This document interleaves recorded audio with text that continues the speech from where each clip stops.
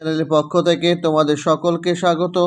আজ আলোচনা করব 2024 সালে দ্বিতীয় পর্যায়ক্রমিক মূল্যায়ন স্বাস্থ্য ও শারীরশিক্ষা বিষয়ের ষষ্ঠ শ্রেণীর সাজেশন নিয়ে। তোমরা ইতিমধ্যে জেনে গেছো যে তোমাদের এই স্বাস্থ্য ও শারীরশিক্ষা অর্থাৎ হেলথ এবং ফিজিক্যাল এডুকেশন এর জন্য পূর্ণ মান অর্থাৎ ফুল মার্কস 15 এবং এর সময় পাবে কত 30 মিনিট।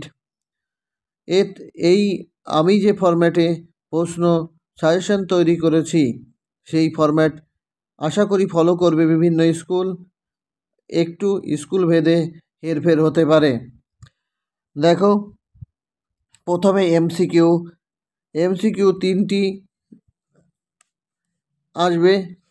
দেখো, এখানে যে প্রশ্নগুলি সম্ভাব্য প্রশ্ন হিসাবে দেওয়া হয়েছে, ড্রেসিংয়ের জন্য ব্যবহার করা হয় ত্রিকোণ ব্যান্ডেজ। ড্রেসিংয়ের জন্য ব্যবহার করা হয় কি ত্রিকোণ ব্যান্ডেজ। তাহলে ড্রেসিংয়ের জন্য ব্যবহার করা হয় ত্রিকোণ ব্যান্ডেজ। প্রাথমিক চিকিৎসা যে বক্স থাকে, সেই বক্সে কি চিহ্ন থাকে? প্লাস চিহ্ন থাকে। তাহলে কি চিহ্ন থাকে? প্লাস চিহ্ন থাকে। নেক্সট প্রশ্ন যদি আসি, দেখো, প্রাথমিক চিকিৎসার বক্সে যে থাকা লাল বর্ণের যে ঔষধ, সেই ঔষধকে মার্কিউরোক্রোম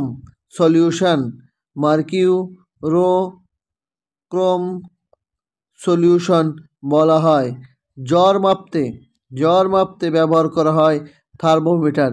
তাহলে জ্বর মাপতে ব্যবহার করা হয় থার্মোমিটার।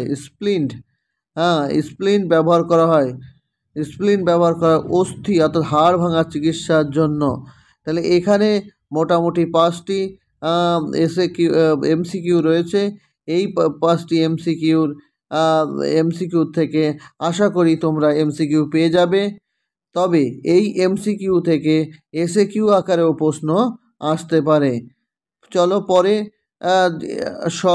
যে শূন্যস্থান পূরণ, এই শূন্যস্থান পূরণ 3 নম্বরের 3টি থাকবে, 1 নম্বরে 3টি থাকবে। দেখো, নিউকোপ্লাস্ট এক প্রকার ব্যান্ডেজ। শরীরে সাধারণ তাপমাত্রা কত ডিগ্রিতে উঠে গেলে, অর্থাৎ এই শূন্যস্থান কত ডিগ্রি হিট স্ট্রোক বলা হয়, অর্থাৎ কত ডিগ্রি সেলসিয়াস? 40 ডিগ্রি সেলসিয়াসে উঠে গেলে হিট স্ট্রোক বা সানস্ট্রোক হয়ে থাকে। পালস অক্সিমিটার ড্যাশ মাপতে ব্যবহার করা হয়। তাহলে তোমরা নিশ্চয়ই জানো পালস অক্সিমিটার কী মাপতে ব্যবহার করা হয়? পালস অক্সিমিটার ব্যবহার করা হয় অক্সিজেনের মাত্রা মাপতে। পালস অক্সিমিটার ব্যবহার করা হয়। ওআরএস এর ফুল ফর্ম হচ্ছে কি ওরাল ডিহাইড্রেশন সলিউশন। তাহলে প্রাথমিক প্রতিবিধান এর করণীয় লক্ষ্য হলো আহত মানুষকে চিকিৎসার ব্যবস্থা করা। তাহলে কি করা? চিকিৎসার ব্যবস্থা করা।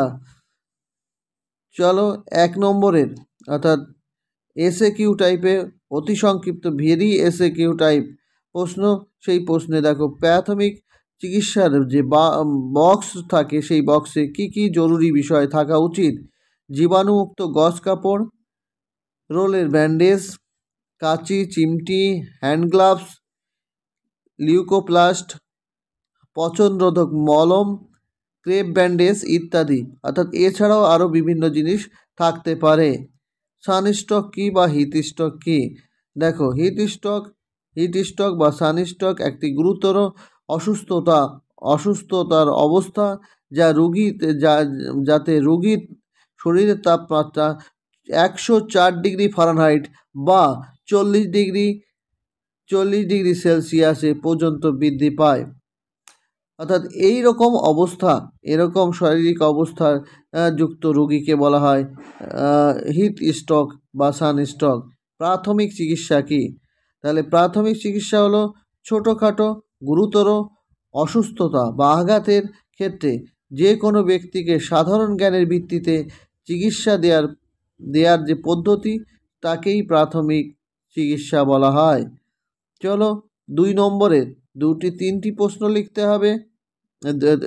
সেই দুটি প্রশ্ন লিখতে হবে, যার জন্য প্রতিটি প্রশ্নে 3 করে থাকবে। রক্তপাত বন্ধের প্রাথমিক প্রতিবিধানগুলি দেখো, অর্থাৎ কেটে গেলে যে রক্তপাত হয় সেই রক্তপাত বন্ধের কি কাজ করতে হবে একজন প্রাথমিক অর্থাৎ ফার্স্ট এইড দেওয়া ব্যক্তিকে।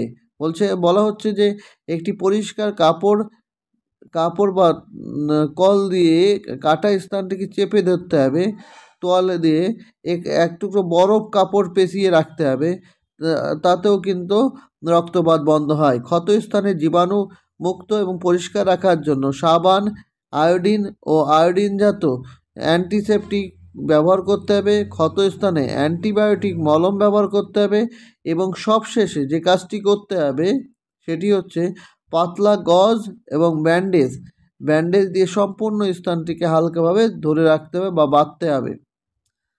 প্রাথমিক প্রতিবিধানের নীতিগুলি সংক্ষেপে লেখো। কি করতে হবে? আহত এবং অসুস্থ আক্রান্ত ব্যক্তিকে প্রাথমিক প্রতিবিধানের কাজে সর্বাধিক গুরুত্বপূর্ণ বিষয় আক্রান্তের কারণ জানতে হবে, আক্রান্তের দুর্ঘটনা স্থান থেকে অপসারিত করতে হবে অর্থাৎ নিয়ে যেতে হবে, আক্রান্তের দ্রুত আরোগ্য লাভের জন্য ব্যবস্থা গ্রহণ করতে হবে, আক্রান্তের প্রয়োজনীয় চিকিৎসা কোন চিকিৎসাটি তার দরকার সেই বিষয়ে প্রাধান্য দিতে হবে, চিকিৎসা বা স্বাস্থ্যকে অর্থাৎ ফার্স্ট এইড চালিয়ে যেতে হবে। হিটস্ট্রোক